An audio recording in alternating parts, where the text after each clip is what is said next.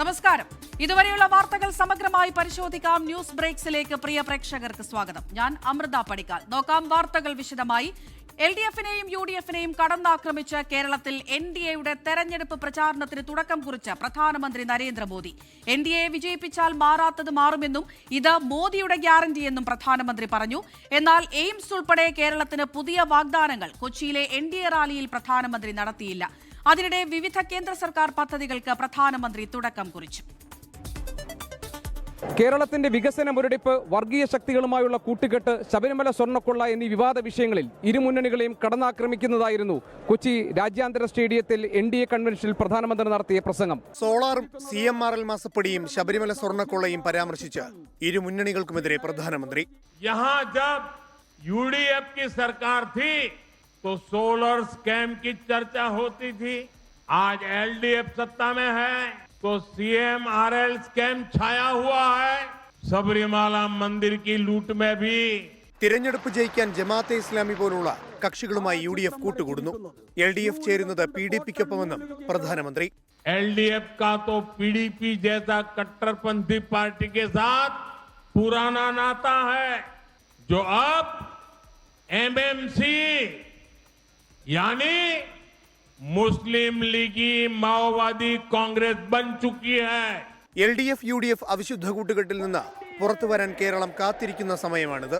आपके पास मोदी की गारंटी है. अब केरलम आगे बढ़ेगा.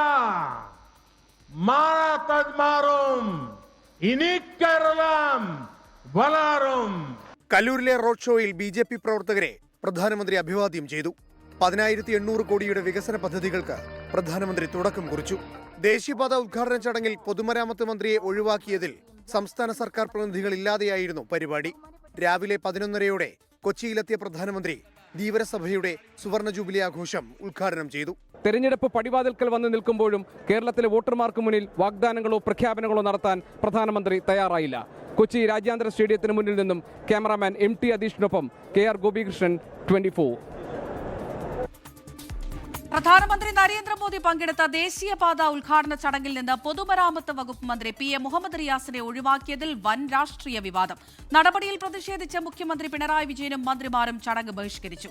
കൊച്ചിയിലെത്തിയ പ്രധാനമന്ത്രിയെ സ്വീകരിക്കാനും മുഖ്യമന്ത്രി തയ്യാറായില്ല. ദേശീയപാതയിൽ PM മുഹമ്മദ് റിയാസിന്റെ നേതൃത്വത്തിൽ രാമനാട്ടുകരയിൽ പ്രതിഷേധ റോഡ് ഷോയും സംഘടിപ്പിച്ചു. ദേശീയപാത നിർമ്മാണത്തിൽ സംസ്ഥാന സർക്കാരിനെ മുൻപ് കേന്ദ്രം പ്രശംസിച്ചിരുന്നുവെങ്കിലും ഇപ്പോൾ ഉദ്ഘാടന ചടങ്ങിനെ ചൊല്ലി പോര്. പ്രധാനമന്ത്രി പങ്കെടുത്ത ചടങ്ങിലേക്ക് പൊതുമരാമത്ത് മന്ത്രിയെ ക്ഷണിക്കാത്തതിലാണ് സംസ്ഥാന സർക്കാരിന്റെ പ്രതിഷേധം.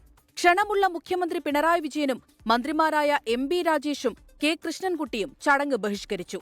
കോഴിക്കോട് രാമനാട്ടുകരയിൽ PM മുഹമ്മദ് റിയാസിന്റെ നേതൃത്വത്തിൽ പ്രതിഷേധ റോഡ് ഷോ. പൊതുമരാമത്ത് വകുപ്പിനെയോ സർക്കാരിനെ അപമാനിച്ചല്ല, കേരളത്തെ അപമാനിക്കുന്നു. എന്നാൽ വിവാദത്തിൽ മന്ത്രിയെ വ്യക്തിപരമായി അധിക്ഷേപിച്ചായിരുന്നു BJP നേതാക്കളുടെ പ്രതികരണങ്ങൾ. മുഖ്യമന്ത്രിനെ ഇൻവൈറ്റ് ചെയ്യുന്നു, ഇനിയിപ്പോൾ മുഖ്യമന്ത്രിയുടെ മരുമകനെ ഇൻവൈറ്റ് ചെയ്യണമെന്ന് എവിടെ എഴുതിയിട്ടില്ല.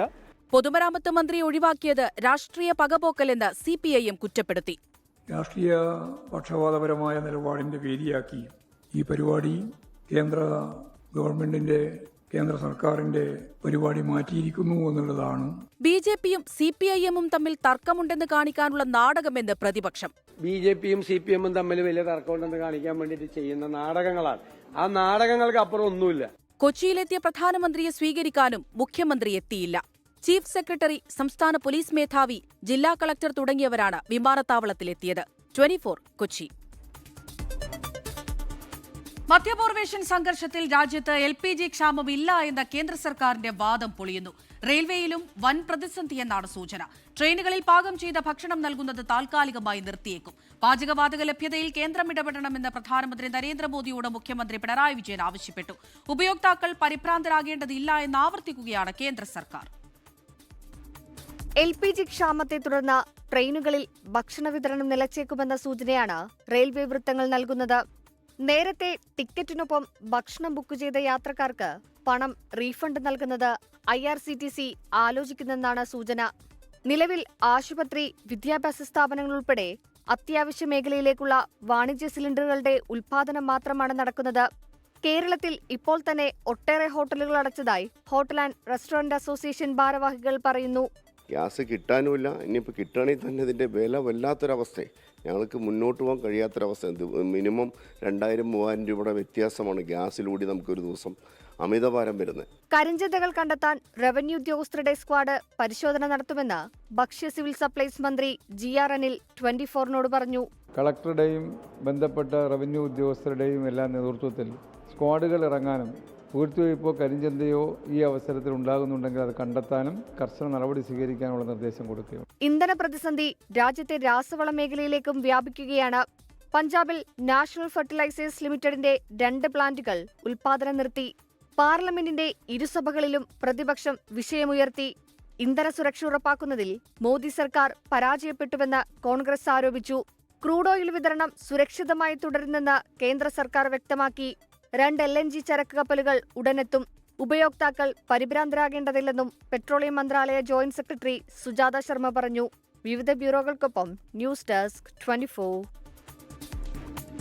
വാണിജ്യ സിലിണ്ടർ വിതരണം പ്രതിസന്ധിയിലായതോടെ പലയിടത്തും ഹോട്ടലുകളിൽ മെനുവിൽ മാറ്റം. ചിലർ വിറകടുപ്പിലേക്ക് മാറി.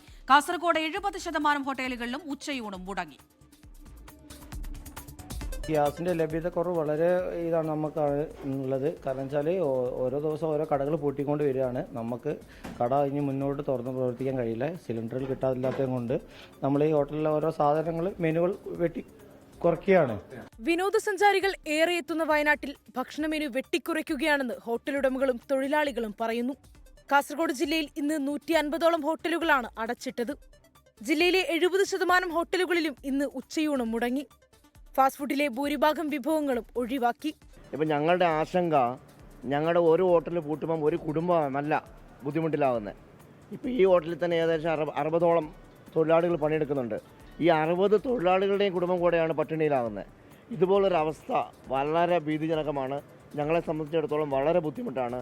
ആത്മഹത്യയുടെ ഒരു മുമ്പിൽ തന്നെയാണ് ഞങ്ങൾ ഹോട്ടൽ വ്യാപാരികൾ ഇപ്പോൾ നിൽക്കുന്നത്.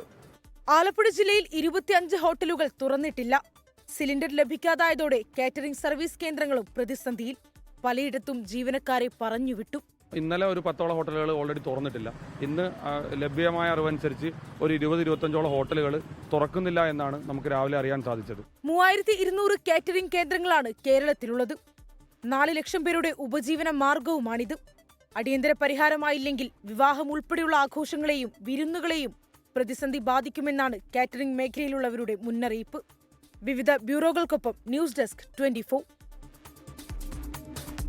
മധ്യപൂർവേഷ്യൻ സംഘർഷവുമായി ബന്ധപ്പെട്ട് കോൺഗ്രസ് രാഷ്ട്രീയം കളിക്കുന്നുവെന്ന് പ്രധാനമന്ത്രി നരേന്ദ്രമോദി. ദുരിതമനുഭവിക്കുന്ന പ്രവാസികളുടെ സുരക്ഷ സർക്കാർ ഉറപ്പാക്കിയിട്ടുണ്ട്. പ്രവാസികളെ സുരക്ഷിതരാക്കാനുള്ള എല്ലാ ശ്രമവും കേന്ദ്ര സർക്കാർ നടത്തുന്നുണ്ടെന്നും പ്രധാനമന്ത്രി കൊച്ചിയിൽ പറഞ്ഞു. മധ്യപൂർവേഷ്യൻ വിഷയത്തിൽ ആദ്യമായാണ് പ്രധാനമന്ത്രിയുടെ പ്രതികരണം. गल्फ में चल रहे युद्ध में हमें आत्मनिर्भरता का महत्व भी फिर से समझाया है. एनर्जी हो या फिर अन्य सेक्टर, भारत हर क्षेत्र में आत्मनिर्भर बनने का प्रयास कर रहा है. आत्मनिर्भर होना कितना जरूरी है, ये हमने कोरोना के दौर में देखा है. ദുബായ് അന്താരാഷ്ട്ര വിമാനത്താവളത്തിന് നേരെയുണ്ടായ ഇറാന്റെ ആക്രമണത്തിൽ ഇന്ത്യക്കാരനുൾപ്പെടെ 4 പേർക്ക് പരിക്ക്. സൗദി അറേബ്യ ഉൾപ്പെടെയുള്ള ഗൾഫ് രാജ്യങ്ങളിലും ആക്രമണം തുടരുകയാണ്. ഒമാൻ തീരത്ത് തായ്ലൻഡ് കപ്പലിന് നേരെ ആക്രമണമുണ്ടായി. ആക്രമണം അവസാനിപ്പിക്കാൻ അന്താരാഷ്ട്ര സംഘടനകളുടെ ഇടപെടലുകൾ ഉണ്ടാകണമെന്ന് UAE ആവശ്യപ്പെട്ടു. ഇന്ന് രാവിലെയാണ് ദുബായ് അന്താരാഷ്ട്ര വിമാനത്താവളത്തിന് നേരെ ഇറാന്റെ ആക്രമണമുണ്ടായത്. 2 ഡ്രോണുകൾ എയർപോർട്ട് പരിസരത്ത് പതിച്ചു. ഒരു ഇന്ത്യക്കാരൻ ഉൾപ്പെടെ 4 പേർക്ക് പരുക്കേറ്റു. വിമാന സർവീസുകൾ സാധാരണ നിലയിൽ തന്നെ നടന്നതായി എയർപോർട്ട് അതോറിറ്റി അറിയിച്ചു. ഇന്നലെ രാത്രി 2 തവണയാണ് UAEക്കെതിരെ ഇറാന്റെ ആക്രമണമുണ്ടായത്. ഇന്ന് പുലർച്ചെയുണ്ടായ ആക്രമണങ്ങൾ UAE പ്രതിരോധ സേന തകർത്തു. സൗദിക്ക് നേരെ ഇന്നലെ രാത്രി 20 തവണ ആക്രമണ ശ്രമമുണ്ടായി. ഷൈബ എണ്ണപ്പാടത്തിന് നേരെ വന്ന 4 ഡ്രോണുകൾ തകർത്തു. പ്രിൻസ് സുൽത്താൻ എയർബേസിന് നേരെ 6 തവണ മിസൈൽ ആക്രമണമുണ്ടായി. കുവൈറ്റ്, ബഹ്റൈൻ, ഖത്തർ എന്നിവിടങ്ങളിലും ആക്രമണമുണ്ടായതായാണ് വിവരം. ആളപായമോ നാശനഷ്ടമോ റിപ്പോർട്ട് ചെയ്തിട്ടില്ല. അബുദാബിയിലെ ഓസ്ട്രേലിയൻ എംബസിയും ദുബായിലെ കോൺസുലേറ്റും അടച്ചു. അതിനിടെ ഇറാൻ ആക്രമണങ്ങൾക്കെതിരെ അന്താരാഷ്ട്ര സംഘടനകളുടെ ഇടപെടലുണ്ടാകണമെന്ന് UAE-യുടെ UN സ്ഥിര പ്രതിനിധി ആവശ്യപ്പെട്ടു. ഖത്തർ എയർവേസ് ഇന്ത്യയിലേക്കുൾപ്പെടെയുള്ള സർവീസ് തുടരുന്നുണ്ട്. ഇന്ന് കൊച്ചി, ഡൽഹി, മുംബൈ എന്നിവിടങ്ങളിലേക്കാണ് സർവീസ് നടക്കുന്നത്. ഡൽഹിയിൽ നിന്ന് ദോഹയിലേക്കും വിമാന സർവീസ് ഉണ്ടാകും. 24 ദുബായ്. സൗകര്യങ്ങളില്ലെന്ന് തുറന്നു പറഞ്ഞ കോന്നി മെഡിക്കൽ കോളേജിൽ നോട്ടീസ് പതിച്ച് ജനറൽ സർജറി വിഭാഗം മേധാവി. വേണ്ടത്ര ഉപകരണങ്ങളുടെ അപര്യാപ്തത ജീവഹാനി വരെ വരുത്താമെന്നാണ് നോട്ടീസിലെ മുന്നറിയിപ്പ്. നോട്ടീസ് പതിക്കാൻ ആരും നിർദ്ദേശം നൽകിയിരുന്നില്ല എന്നും ജനറൽ സർജറി വിഭാഗം മേധാവി ഡോക്ടർ ശിവപ്രസാദിനോട് വിശദീകരണം തേടുമെന്നും മെഡിക്കൽ കോളേജ് സൂപ്രണ്ട് പറഞ്ഞു. പ്രതികരിക്കാനില്ല എന്ന് ആരോഗ്യമന്ത്രി. ശസ്ത്രക്രിയയ്ക്കെത്തുന്ന രോഗികൾ ആശുപത്രിയുടെ അപര്യാപ്തതകൾ അറിഞ്ഞിരിക്കണമെന്നായിരുന്നു ജനറൽ സർജറി വിഭാഗം മേധാവി ഡോക്ടർ ശിവപ്രസാദ് നോട്ടീസ് പതിച്ചത്. വേണ്ടത്ര ഉപകരണങ്ങളുടെ അപര്യാപ്തത ജീവഹാനി വരെ വരുത്താം. സുസജ്ജമായ തീവ്രപരിചരണ വിഭാഗമില്ല. പരിശീലനം ലഭിച്ച വേണ്ടത്ര ജീവനക്കാരില്ല. വൈകിട്ട് 5 മണിക്ക് ശേഷം ഫാർമസി ഇല്ലാത്ത അവസ്ഥയുണ്ടെന്നും പൊളിഞ്ഞു വീഴുന്ന പെയിന്റുകൾക്കുള്ളിൽ നിന്ന് രോഗികൾക്ക് അണുബാധ ഉണ്ടാകാനുള്ള സാധ്യതയുണ്ടെന്നും നോട്ടീസിൽ പറഞ്ഞിരുന്നു. നോട്ടീസ് പതിക്കാൻ ആരും നിർദ്ദേശം നൽകിയിരുന്നില്ലെന്നും ജനറൽ സർജറി വിഭാഗം മേധാവി ഡോക്ടർ ശിവപ്രസാദിനോട് വിശദീകരണം തേടുമെന്നും മെഡിക്കൽ കോളേജ് സൂപ്രണ്ട്. കഴിഞ്ഞ പ്രാവശ്യം ഈ ഓർത്തോടെ വിഷയം ഉണ്ടായില്ലേ, അനുബന്ധിച്ചാണ് പുള്ളി ഇങ്ങനെ കുറെ പ്രശ്നങ്ങൾ ഉണ്ടാക്കിയത്.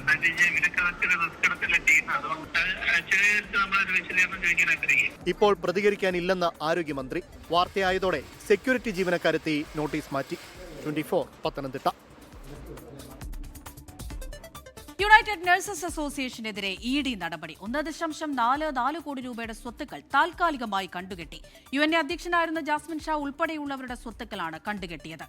വിപിൻ സി വിജയൻ കൊച്ചിയിൽ നിന്ന് വിവരങ്ങൾ നൽകാനായി ചേരുന്നുണ്ട്. വിപിൻ, എന്തുകൊണ്ട് ഇപ്പോൾ ഇങ്ങനെ ഒരു നടപടി?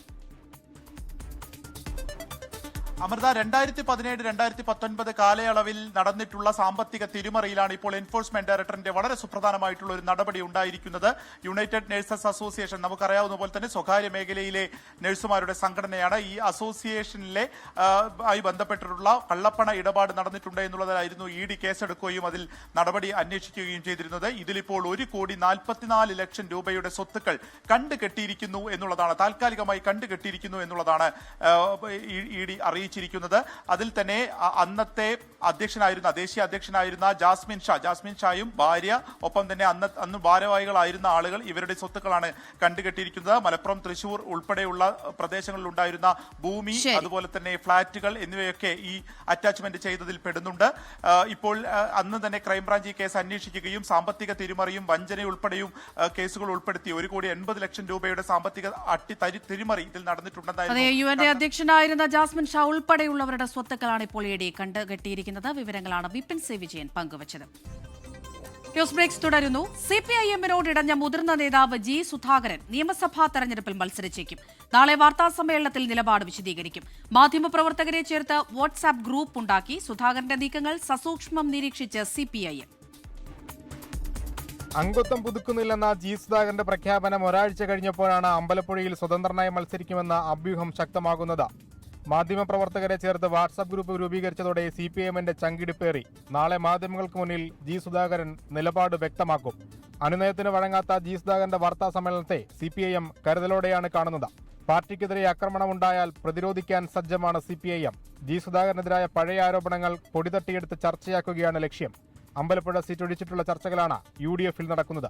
24 ആലപ്പുഴ. CPI പുറത്താക്കിയ നാട്ടിക MLA CC മുകുന്ദനെ UDF സ്വതന്ത്ര സ്ഥാനാർത്ഥിയായി പരിഗണിക്കുന്നതിൽ കോൺഗ്രസിൽ അതൃപ്തി. തൃശൂർ ജില്ലാ കമ്മിറ്റിയുടെ എതിർപ്പ് സംസ്ഥാന നേതൃത്വം സ്ക്രീനിംഗ് കമ്മിറ്റി അറിയിച്ചു.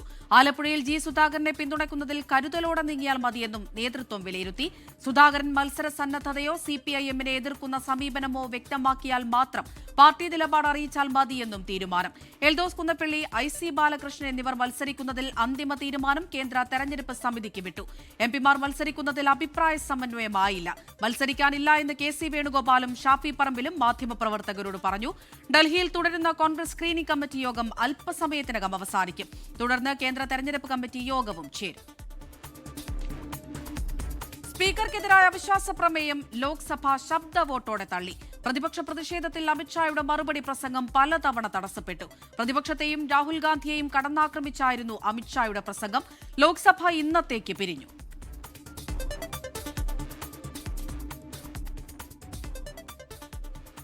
ഗാന്ധിജിയെ അപമാനിച്ചെന്ന് കാട്ടി മന്ത്രി ഗണേഷ് കുമാറിനെതിരെ പരാതി. രാഷ്ട്രപിതാവായ ഗാന്ധിജിക്ക് പോലും പ്രണയമുണ്ടായിരുന്നുവെന്ന പരാമർശത്തിനെതിരെയാണ് Kozhikode DCC general secretary K Shajir Arafat പരാതി നൽകിയത്.